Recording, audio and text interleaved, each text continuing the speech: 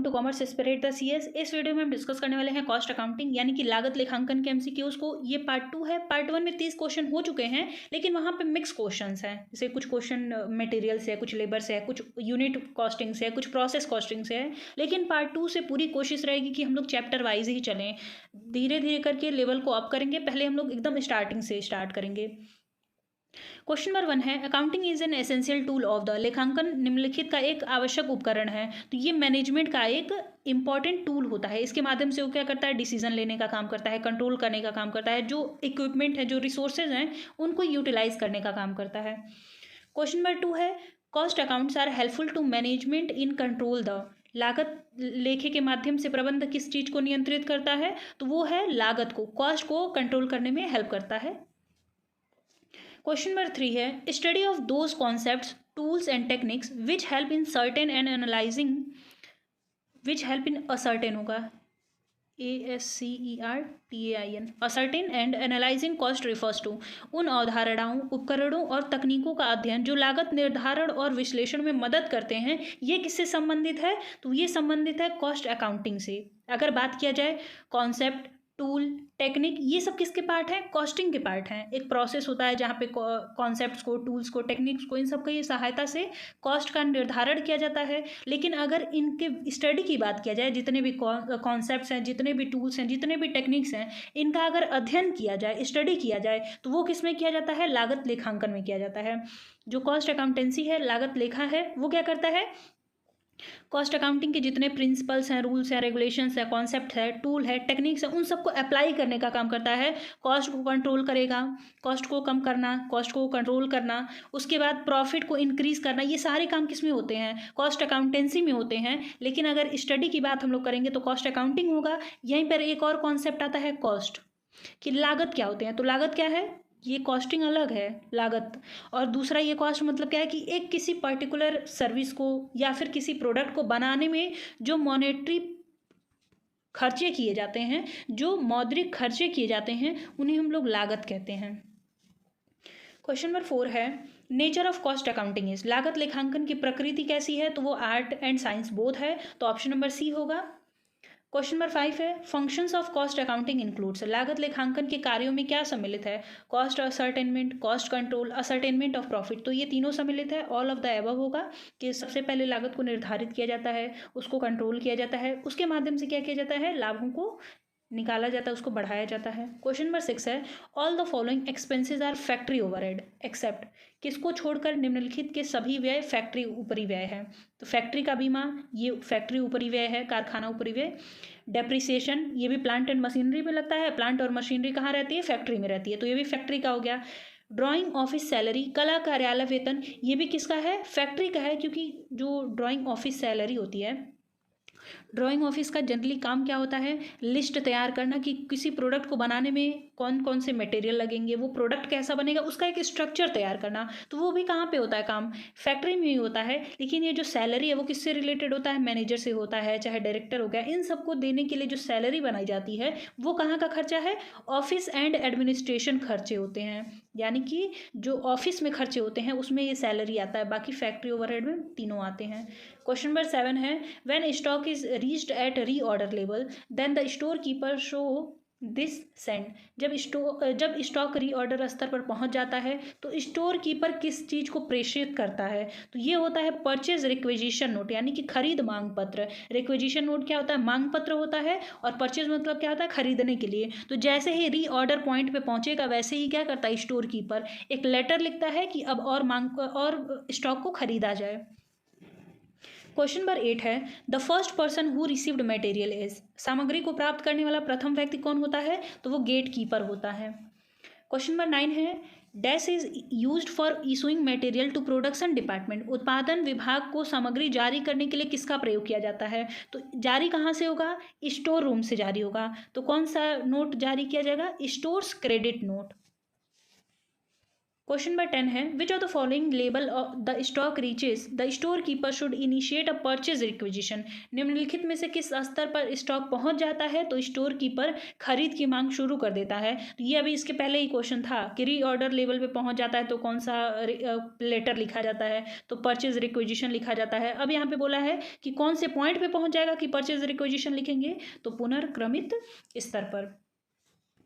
Next है question number 11 the use of FIFO method is suitable. FIFO विधि का उपयोग कौन से समय पे उपयुक्त होता है। एट फॉलिंग प्राइसेस, जब कीमतें गिर रही होती हैं उस समय पे फीफो मेथड यूज़ किया जाता है। ये सब जो जितनी भी विधियाँ आप पढ़े होंगे मटेरियल को इशू करने का, उसका मतलब क्या है। जैसे मान लेते हैं कि ये स्टोर रूम है, यहाँ पे प्रोडक्शन होता है यानी कि फैक्ट्री यहाँ पे है। जब सामान खरीद के आता है तो वो स्टोर रूम में रखा रहता है सारा, और प्रोडक्शन कहाँ पे होता है, दूसरे जगह पे होता है। जैसे ही प्रोडक्शन डिपार्टमेंट को ज़रूरत पड़ी वो क्या करता है, स्टोर हाउस के पास जाता है, उनको एक लेटर लिखता है और बोलता है कि हमें इतने सामान की ज़रूरत है। तो जो फीफो मेथड हो गया, लीफो मेथड हो गया, एवरेज मेथड है, चाहे वेटेड एवरेज मेथड है, इन्फ्लेटेड मेथड है, ये सब मेथड के माध्यम से जो स्टोर वाले होते हैं वो इसमें से रॉ मटेरियल उठा करके प्रोडक्शन डिपार्टमेंट को देते हैं। जैसे लीफो मेथड क्या कहता है, लास्ट इन फर्स्ट आउट, जो सबसे लास्ट में गया है सबसे पहले हम उसको भेजेंगे, फिर जब वो खत्म हो जाएगा तो उससे पहले जो आया था उसको भेजेंगे, फिर उससे पहले जो आया था, फिर उससे पहले जो आया था, फिर उससे पहले आया था, एक सीक्वेंस में चलेंगे। फीफो मेथड क्या कहता है, जो सबसे पहले खरीद के आया था पहले हम उसको भेजेंगे, फिर दूसरे नंबर पे जो खरीद के आया था उसको भेजेंगे, फिर तीसरे नंबर पे, फिर चौथे नंबर पे, यानी कि वो इस सीक्वेंस में चलता है। लीफो मेथड किस सीक्वेंस में चलता है, इधर से चलता है, जो सबसे लास्ट में आया सबसे पहले हम उसे इशू करेंगे। अब बोला है कि जो फीफो मेथड होता है वो फॉलिंग प्राइजेस पे यूज़ किया जाता है। अब ऐसा क्यों किया जाता है, ताकि जो वैल्यूएशन ऑफ स्टॉक हो, जो स्कंद का मूल्यांकन हो, वो market price and book value in दोनों में जो कम हो उस पर वैल्यूएट किया जा सके। अगर फॉलिंग प्राइजेस हैं यानी कि कीमतें गिर रही होंगी तो मार्केट में क्या होगा, कम कीमत पे सामान उपलब्ध होगा, तो हम लोग क्या करेंगे, फीफो मेथड का प्रयोग करते हुए मटेरियल को उसी कीमत पर लेते रहेंगे, और जब लास्ट में वैल्यूएशन की बात आएगी तो उस टाइम पर वही प्राइस बचेगा जो सबसे कम होगा। बाकी के सारे प्राइजेस धीरे धीरे करके ख़त्म हो गए होंगे, क्योंकि ध्यान में रखिएगा कि फर्स्ट इन फर्स्ट आउट है। मान लेते हैं यहाँ पे 8 रुपये में खरीदे थे, अब फॉलिंग प्राइजेस है तो अभी 6 रुपये में खरीदे हैं, अभी 5 रुपये में खरीदे हैं, अभी 4 रुपये में खरीदे हैं, अभी 3 रुपये में खरीदे हैं। तो फर्स्ट इन फर्स्ट आउट का मतलब क्या है कि सबसे पहले 8 रुपये वाला ख़त्म करेंगे, फिर 6 रुपये वाला ख़त्म करेंगे, फिर 5 रुपये वाला ख़त्म करेंगे। मान लेते हैं 5 रुपये तक ही रुक गया। अभी मार्केट में कितना प्राइस है, 3 रुपये है। हमारे पास जो स्टॉक है वो कितने रुपये का है, 4 रुपये का है और 3 रुपये का है। तो वैल्यूएशन कितने पे हुआ, 4 रुपये और 3 रुपये पे, तो कम ही कीमत पे हुआ ना। आई थिंक आपको समझ में आ रहा होगा कि वैल्यूएशन ऑफ स्टॉक बहुत ज़्यादा लोड लेने की ज़रूरत नहीं है, बस याद कर लीजिएगा कि फीफो है, एफ से स्टार्ट है, इसको कहाँ पे यूज़ करेंगे, जब फॉल होगा, और लीफो है लास्ट इन वाला, तो यहाँ पे कब यूज़ करेंगे हम लोग, जब कीमतें बढ़ रही होंगी। क्वेश्चन नंबर 12 इसी से रिलेटेड है, the use of LIFO method is suitable for. LIFO विधि का उपयोग कब किया जाता है, जब कीमतें बढ़ रही होती हैं, क्योंकि जब कीमतें बढ़ रही होंगी तो हमारे पास क्या रहेगा, जैसे मान लेते हैं 3 रुपये है, फिर 4 रुपये है, फिर 5 रुपये हुआ, फिर 8 रुपये हुआ, फिर 10 रुपये हुआ। ये क्या कह रहा है कि लास्ट इन फर्स्ट आउट, जो सबसे लास्ट में आया है उसे तुम सबसे पहले भेज दो। 10 रुपये का आया सामान भेज दिया, फिर 8 रुपये वाला सामान था उसको भी भेज दिया, 5 रुपये वाला सामान था उसको भी भेज दिया, 3 रुपये का सामान और 4 रुपये का सामान बचा हुआ है। तो इससे क्या होगा कि हमारे प्रॉफिट पे बहुत अधिक प्रभाव नहीं पड़ेगा। और एक टर्म आता है valuation of stock, market price and book value, which ever is less. बाजार मूल्य और पुस्तक मूल्य दोनों में जो कम होगा उसी से हम लोग वैल्यूएशन करेंगे स्टॉक का। तो दोनों मेथड में अगर आपने ध्यान दिया होगा, कॉपी पे एक बार लिखेंगे, ऑटोमेटिक वो समझ में आ जाएगा कि अच्छा कीमतें घट रही हैं तब कौन सा मेथड है, कीमतें बढ़ रही हैं तब कौन सा मेथड है। और नहीं याद होगा तो एफ है दूसरा फॉलिंग फीफो मेथड, और दूसरा क्या आ जाएगा, लीफो राइजिंग पे आ जाएगा, याद कर लीजिएगा। क्वेश्चन नंबर 13 है, in which of the following method issue of material are priced at predetermined rate. निम्नलिखित में से किस विधि के अंतर्गत सामग्री जारी करने के लिए पूर्व मूल्य निर्धारित किया जाता है। तो ये होता है स्टैंडर्ड प्राइस मेथड में, मानक मूल्य विधि। मानक मतलब क्या होता है कि एक बेंचमार्क सेट कर देना कि हम 5 रुपये लेकर के चलेंगे और इसी 5 रुपये में स्टोर रूम से हमेशा हम लोग मटेरियल को इशू करेंगे। तो ये होता है standard price method. Question number 14 है the most important element of cost is, लागत का सबसे महत्वपूर्ण तत्व क्या होता है, तो वो होता है मटेरियल। अब मटेरियल क्यों होता है, क्योंकि किसी भी प्रोडक्ट को बनाने में सबसे अधिक क्या यूज होता है, रॉ मटेरियल यूज होता है, और सबसे महंगा भी रॉ मटेरियल ही होता है, इसीलिए लागत सबसे अधिक कॉस्ट उसकी रॉ मटेरियल की ही लगती है। क्वेश्चन नंबर 15 है request to the supplier to supply material as an, सामग्री की आपूर्ति के लिए आपूर्तिकर्ता से अनुरोध करना, ये क्या कहलाता है, तो ये कहलाता है परचेज ऑर्डर यानी कि क्रय आदेश। क्वेश्चन नंबर 16 है dash are fixed to control inventory, inventory को नियंत्रित करने के लिए क्या फिक्स किया जाता है, तो ये होता है इन्वेंट्री लेवल, एक लेवल फिक्स कर दिया जाता है कि इसके ऊपर या इसके नीचे हम लोग स्टॉक को अपने पास नहीं रखेंगे। ज़्यादा हो जाएगा तो क्या होगा, सामान सड़ने लगेगा, ख़राब होने लगेगा। कम क्या हो जाएगा, तो मान लीजिए प्रोडक्शन डिपार्टमेंट वाले ने स्टोर रूम से बोला कि मुझे रॉ मटेरियल की ज़रूरत है, स्टॉक है ही नहीं, तो वो क्या हो जाएगा, प्रोडक्शन बंद हो जाएगा, तो डिले हो जाएगा काम में। तो इन्वेंट्री लेवल फिक्स कर दिया जाता है कि हमारे पास एक लेवल का इन्वेंट्री हमेशा रहेगा, ना ही ज़्यादा रहेगा ना ही हमारे पास कम रहेगा। क्वेश्चन नंबर 17 है dash indicates maximum stock to be maintained, अधिकतम स्टॉक को बनाए रखने का संकेत कौन देता है, तो ये होता है मैक्सिमम लेवल। क्वेश्चन नंबर 18 है economical size of order is also called as, order के किफ़ायती आकार को क्या कहा जाता है, तो इसे हम लोग कहते हैं EOQ, economic order quantity. Full form पूछ सकता है EOQ का फुल फॉर्म क्या है।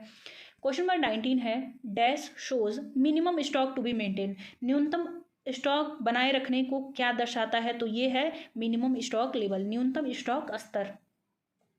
जब ज़्यादा फास्ट हो जाएगा तो आप ज़रूर कमेंट कर दीजिएगा। मैं कोशिश की हूँ कि धीरे धीरे मैं बोलूँ, ज़्यादा तेज़ ना हो।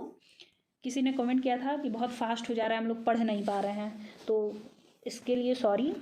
मैंने कोशिश एक्चुअल में जानबूझ के थोड़ा फास्ट नहीं बोलती हूँ, शायद हो जाता है वो।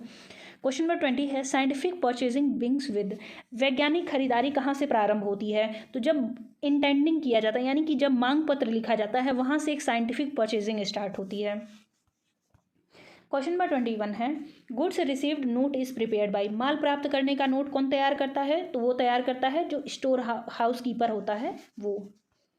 क्वेश्चन नंबर 22 है dash shows stock position at the bin, bin में स्टॉक की स्थिति कौन दर्शाता है, तो ये बिन कार्ड दर्शाता है। बिन कार्ड में जैसे स्टॉक कितना है, उसकी क्वांटिटी कैसी है, सारी चीज़ें उसमें रखे रहते हैं कि लास्ट में हमारे पास कितना बचा हुआ है, यानी कि क्लोजिंग स्टॉक हमारा कितना है, कितना रॉ मटेरियल है, एवरीथिंग बिन कार्ड के अंतर्गत रहता है। क्वेश्चन नंबर 23 है dash is decided on the basis of ordering cost and carrying cost, dash का निर्णय ऑर्डर देने की लागत तथा वहन करने की लागत के आधार पर किया जाता है, तो ये होता है EOQ, इकोनॉमिक ऑर्डर क्वांटिटी। इसका नाम क्या है, जैसे किफ़ायती तरीके से हम लोग ऑर्डर करेंगे, तो ऑर्डर कब करेंगे, जब ऑर्डर देने की लागत यानी कि जितने रुपए में हम लोग ऑर्डर दे रहे हैं उस पर जो एक्सेस कॉस्ट आ रही है, प्लस उसको जब हमारे पास वो आ जाएगा तो उस स्टोर रूम में रखना पड़ेगा, तो स्टोर रूम में जो लागत लगेगी वो दोनों जब अपने न्यूनतम पे रहते हैं यानी कि सबसे लोएस्ट पॉइंट पे रहेंगे, तब हम लोग ऑर्डर करते हैं, और उसे हम लोग कहते हैं EOQ।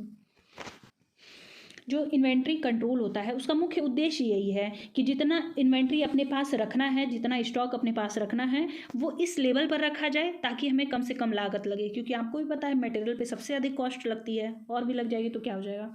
क्वेश्चन नंबर 24 है dash locks of maximum working capital, कौन से स्टॉक के अंतर्गत सबसे अधिक कार्यशील पूंजी का प्रयोग हो जाता है, तो ये है मैक्सिमम स्टॉक लेवल। जब अधिकतम स्टॉक का स्तर को हम लोग निर्धारित करते हैं तो वहाँ पे किसका प्रयोग होता है, कैश का प्रयोग होता है, और कैश क्या होता है, करंट एसेट होता है। करंट एसेट को दूसरे शब्दों में हम लोग क्या कहते हैं, वर्किंग कैपिटल कहते हैं, कार्यशील पूंजी। Dash analysis shows classification of inventory into 3 categories, कौन सा विश्लेषण इन्वेंट्री के वर्गीकरण को 3 श्रेणियों में दर्शाता है, तो ये है ABC, always best in control, ऐसे करके इसका फुल फॉर्म है। क्वेश्चन नंबर 26 है dash class items requires lose control, कौन से वर्ग की वस्तुओं पर ढीले नियंत्रण की आवश्यकता होती है, तो ये बात हो रही है ABC की, तो इसमें आंसर होगा C। देखिए जो A कैटेगरी की वस्तुएं होती हैं वो बहुत ही महंगी होती हैं, यानी कि सबसे कॉस्टली वस्तुएं कौन सी होती हैं, A कैटेगरी की, तो इस पर अधिक से अधिक कंट्रोल भी करना चाहिए। जो दूसरा होता है यानी कि B, ये मॉडरेट होता है यानी कि मीडियम है, बहुत अधिक भी खर्चा नहीं होता है और ऐसा भी नहीं कि इसको हम लोग इग्नोर कर दें। जो C लेवल की वस्तुएं होती हैं उसमें बहुत ही कम खर्चा होता है और एक बार मंगा दिया तो 6 महीने चलेगा, तो इस पर क्या होता है, सबसे कम नियंत्रण C कैटेगरी की वस्तुओं पर किया जाता है। क्वेश्चन नंबर 27 है कौन से क्लास की आइटम सबसे महंगी होती हैं? तो वो भी बताया है कि ए क्लास की वस्तुएं। क्वेश्चन नंबर 28 है, dash class items requires more attention. कौन से वर्ग की वस्तुओं पर अधिक ध्यान देने की आवश्यकता होती है, अधिक नियंत्रण करने की आवश्यकता होती है? तो ये ए कैटेगरी की वस्तुएं हैं।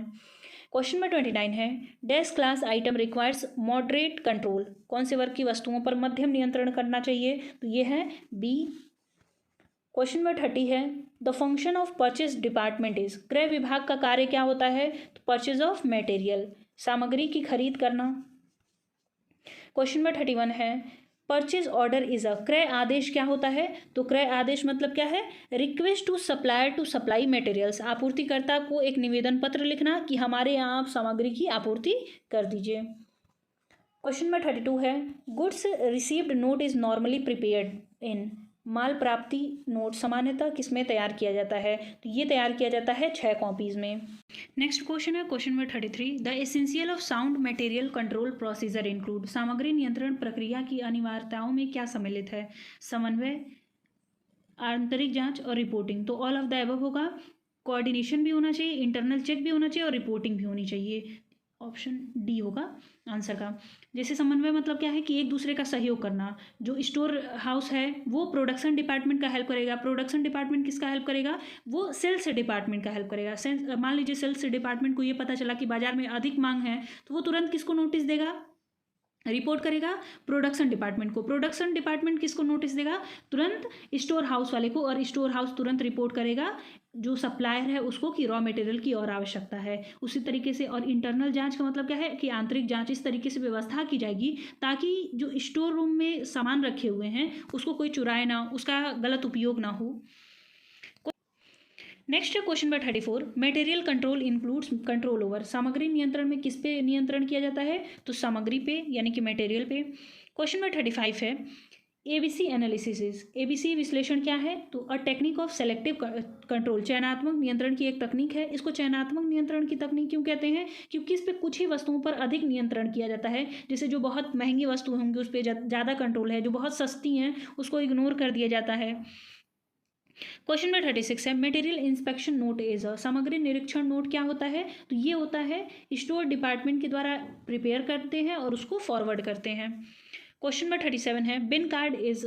बिन कार्ड क्या है? तो बिन कार्ड के अंतर्गत continuous record of stock stored. संग्रहित स्टॉक का एक सतत रिकॉर्ड होता है जिसमें कितने स्टॉक आए, कितने स्टॉक गए, कितने स्टॉक का प्रयोग किया जा रहा है, कितने प्राइस का, ये सारी चीज़ें बिन कार्ड में होती हैं। क्वेश्चन नंबर 38 है, fluctuation in prices are averaged out under dash method. कीमतों में उतार चढ़ाव को किस विधि के अंतर्गत औसत किया जाता है? तो ये किया जाता है वेटेड एवरेज मेथड के अंतर्गत। नेक्स्ट है question number 39, inventory valuation is done at latest price under dash method. कौन सी पद्धति के अंतर्गत इन्वेंट्री वैल्यूएशन नवीनतम मूल्य पर किया जाता है? तो ये किया जाता है फीफो मेथड पे। ये होगा फीफो मेथड पे। क्यों? क्योंकि जो पहले का स्टॉक आया रहता है वो तो धीरे धीरे करके खत्म हो गया रहता है, लास्ट का बचा रहता है, तो लास्ट का तुरंत किस में खरीदा रहता है? मार्केट प्राइस पर। इसीलिए नवीनतम मूल्य पर किस में रहता है? फीफो मेथड में। इस वीडियो का लास्ट क्वेश्चन है, VED स्टैंड फॉर। ये भी इन्वेंट्री कंट्रोल का एक मेथड है। इसका फुल फॉर्म होता है वाइटल, एसेंशियल एंड डिजायरेबल। इससे रिलेटेड अब नेक्स्ट वीडियो में कुछ और क्वेश्चंस को डिस्कस करेंगे। मिलते हैं नेक्स्ट वीडियो में। इसके अलावा कंपनी लॉ के या फिर BRF के कॉस्ट अकाउंटिंग का फर्स्ट पार्ट, ये सारे वीडियो अपलोड हो चुके हैं चैनल पे। अगर आपने उसको नहीं देखा हुआ तो आप जा करके देख लीजिएगा। मैं लास्ट में इसको ऐड भी कर दूंगी तो आप वहाँ से ईजिली फाइंड आउट कर लेंगे। मिलते हैं नेक्स्ट वीडियो में, तब तक के लिए धन्यवाद। वीडियो पसंद आए तो वीडियो को लाइक कर दीजिएगा, कॉमेंट कर दीजिएगा। अगर आप चैनल पर नए होंगे चैनल को सब्सक्राइब कर दीजिएगा।